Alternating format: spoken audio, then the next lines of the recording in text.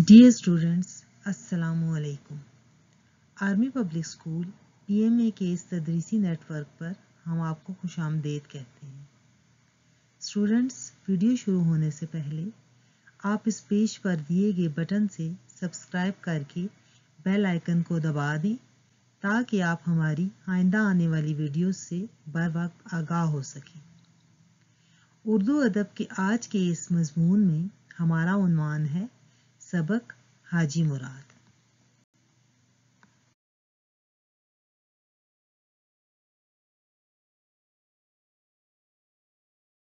अजीज तलबा, उर्दू अदब के लिए ये हमारा चौथा हफ्ता शुरू हो चुका है और हमारा आज का सबक हाजी मुराद है, जिसके मुसन्निफ ए हमीद हैं। सरीर खामा के सफ़ात 18 से 22 इसका हिस्सा होंगे और मैं आपकी मुअल्लिमा हूँ नौशीन सरदार। जी तो बच्चों, अब हम इस सबक के तदरीसी मकासद जान लेते हैं, जिसमें मुसन्निफ का तारुफ, सबक की दुरुस्त तलफ़्फ़ुज़ के साथ बुलंद ख़्वानी करना, सवालात के जवाबात पर तबादला ख़याल करना, दुरुस्त जुमला साजी करना, मुज़क्कर, मुअन्नस और मुतरादिफ अल्फाज की पहचान करना और मश्की सवालात 3, 5 और 6 पर ज़बानी तबादला ख़याल करना शामिल है। बच्चों, ये तो आप जान चुके हैं कि इस सबक के मुसन्निफ ए हमीद यानी अब्दुल हमीद हैं। अब हम उनका तारुफ जान लेते हैं। ए हमीद अमृतसर, इंडिया में पैदा हुए। उन्हें उर्दू अदब में बुलंद मकाम हासिल है। उन्होंने बच्चों के लिए दिलचस्प कहानियाँ लिखी हैं और हाजी मुराद भी एक अखलाकी सबक है जो उन्होंने बच्चों के लिए लिखा है।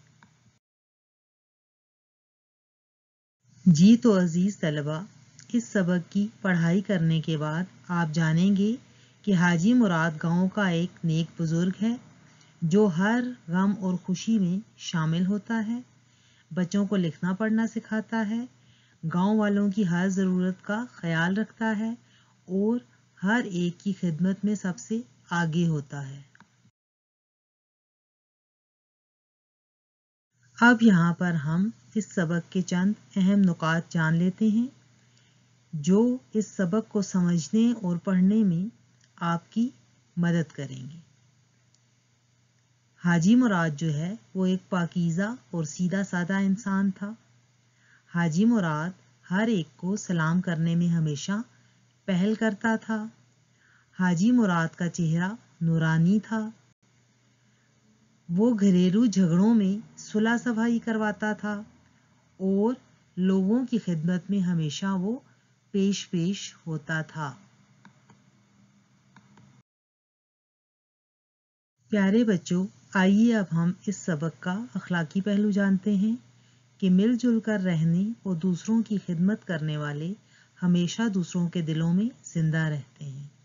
ऐसे लोगों को सब पसंद करते हैं और हमेशा इन्हें अपनी हर दुआ में याद रखते हैं। यानी आप भी इस चीज़ को अच्छी तरह से समझ गए होंगे कि दूसरों का ख्याल रखने वाले और अपनी ज़रूरत पर दूसरों की ज़रूरत को तरजीह देने वाले इंसान को हर कोई पसंद करता है। जिस तरह हाजी मुराद एक नेक और सीधा इंसान था, लेकिन वो हर एक की खिदमत के लिए हर वक्त हाजिर रहता था। जी तो प्यारे बच्चों, अब ये जान लेते हैं कि हमने आज कौन सा काम करना है। आप अपनी मशक में आएंगे हाजी मुराद वाली, ठीक है। वहाँ पे आप सवाल नंबर 3 देखेंगे कि सबक के मतन के मुताबिक खाली जगह पुर करें, ठीक है। ये काम आपने किताब पे करना है और सबक जब आप पढ़ेंगे उसके अंदर जो अल्फाज मौजूद हैं वही आप इन खाली जगहों में लगाएंगे और ये काम आप पेंसिल से करें। सवाल नंबर 5 में आपने सिफ्त और मौसूफ को अलग अलग करना है।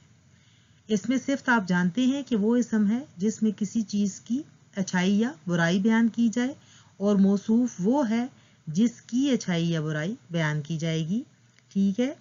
इसमें आपको यहाँ पे दिए गए हैं मुरक्कबात, सिफ्त, मौसूफ, ठीक है। सामने खाने बने हुए हैं और आपने इनमें सिफ्त और मौसूफ को अलग करके लिखना है। जैसे एक मैं आपको मिसाल देती हूँ, हाजी मुराद, ठीक है। इसमें हाजी जो है वो सिफ्त होगा اور مراد جو ہے وہ موصوف ہوگا. یہ دونوں الگ الگ ہو گئے. اب آپ سوال نمبر 6 پہ آئیں. سابقے لگا کر متضاد یعنی الٹ میں تبدیل کریں. ٹھیک ہے. سابقہ جو ہوتا ہے وہ لفظ سے پہلے لگایا جاتا ہے. یہاں پہ آپ کو الفاظ دیے گئے ہیں, آگے سابقے لکھے گئے ہیں اور پھر آگے متضاد لکھے گئے ہیں. اب الفاظ میں جو پہلا لفظ ہے وہ ہے دعا. اب دعا کے ساتھ آپ کون سا اضافی لگائیں گے سابقہ کہ وہ پورا ایک اس کا الٹ بن جائے گا, اسی لفظ کا وہ دعا کا الٹ بن جائے گا. جیسے ہے بد. ٹھیک ہے. بد آپ نے لگا دیا تو یہ دعا کا الٹ بن گیا یعنی بد دعا. ٹھیک ہے.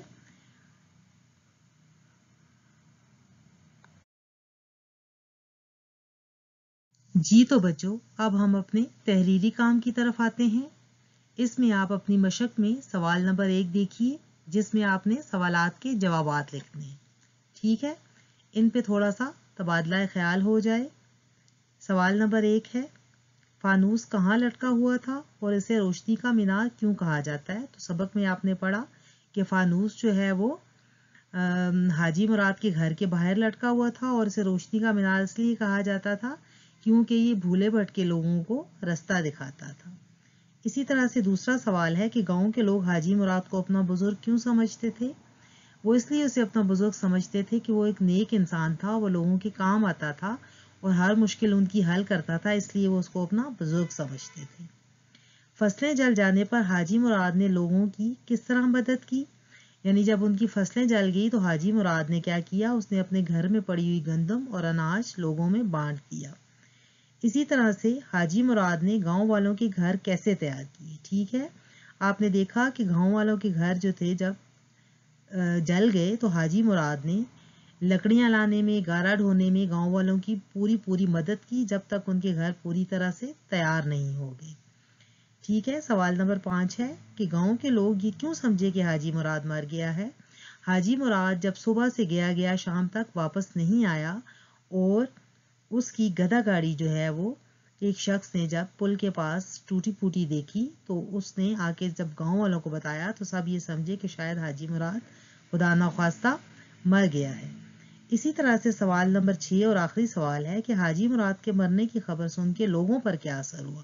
تو لوگوں پر کیا اثر ہوا کہ سب اداس ہو گئے کیونکہ وہ اس سے بہت زیادہ مانوس تھے, ہر وقت وہ ان کے مسئلے مسائل حل کرتا تھا. تو جب انہوں نے یہ سوچا کہ حاجی مراد اب ہم میں موجود نہیں ہے تو سارے اداس ہو گئے, کسی نے اپنے گھر میں کھانا نہیں بنایا اور سب بہت پریشان ہو گئے. ٹھیک ہے. اسی طرح سے سوال نمبر 2 میں آپ نے جملے بنانے ہیں. ٹھیک ہے. اس کے لیے یہاں پہ آپ کو الفاظ دیے گئے ہیں اور ان الفاظ کے معنی جو ہیں وہ آپ کی کتاب کے آخر میں جو لغت دی گئی ہے اس میں موجود ہیں.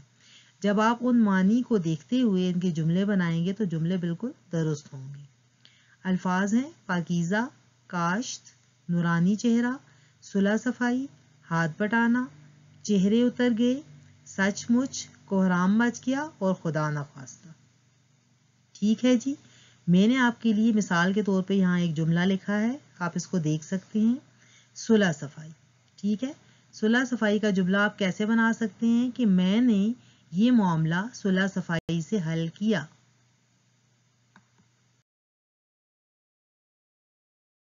جی تو بچوں, اب آپ سوال نمبر 4 پہ آ جائیں, جس میں آپ نے مذکر مؤنث الگ الگ کر کے لکھنے ہیں.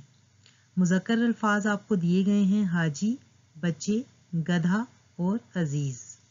اب آپ نے ان کے نیچے ان کے مؤنث لکھ دینے ہیں. اسی طرح سے مؤنث الفاظ آپ کو دیے گئے ہیں عورت, بڑھیا اور بیٹی. ان کے مذکر الفاظ آپ ان کے نیچے لکھ دیں گے. سوال نمبر 7 کو آپ ذرا غور سے دیکھیے کہ فکروں کے مترادف یعنی ہم معنی سبق سے تلاش کر کے لکھیں. مترادف الفاظ جو ہوتے ہیں وہ ہم معنی ہوتے ہیں یعنی ایک جیسے الفاظ ہوتے ہیں, ان کے ایک جیسے مطلب ہوتے ہیں. یہاں پہ جو آپ کو فکرے دیے گئے ہیں سوال نمبر 7 میں, ان میں جو الفاظ استعمال ہوئے ہیں وہ یہاں لکھے گئے ہیں. جیسے ہے اگاتا, تقسیم, ہمیشہ, غمگین اور پھر ہمیشہ. ٹھیک ہے. ان کے مترادف الفاظ جو ہیں وہ کتاب کے اندر استعمال ہوئے ہیں. جیسے اگاتا تھا کی جگہ وہاں پہ کتاب میں کیا استعمال ہوا ہے؟ کاشت کرتا تھا. تقسیم کی جگہ بانٹ کا لفظ استعمال کیا گیا ہے. ہمیشہ کی جگہ سدا کا لفظ ہے اور غمگین کی جگہ اداس کا لفظ ہے. ٹھیک ہے، یہ والے الفاظ آپ بک سے دیکھ کے ان فکروں میں لگا کے ان فکروں کو دوبارہ سے لکھیں گے. جی تو عزیز طلبہ، کام ہمارا آج کا ختم ہو چکا ہے. ٹھیک ہے، اور یہ کام آپ student.apms.pk پہ سبمٹ کروائیں گے. خوش رہیے اور اپنا کام بخوبی انجام دیجیے. اپنا بھی خیال رکھیں، دوسروں کا بھی خیال رکھیں. فی امان اللہ.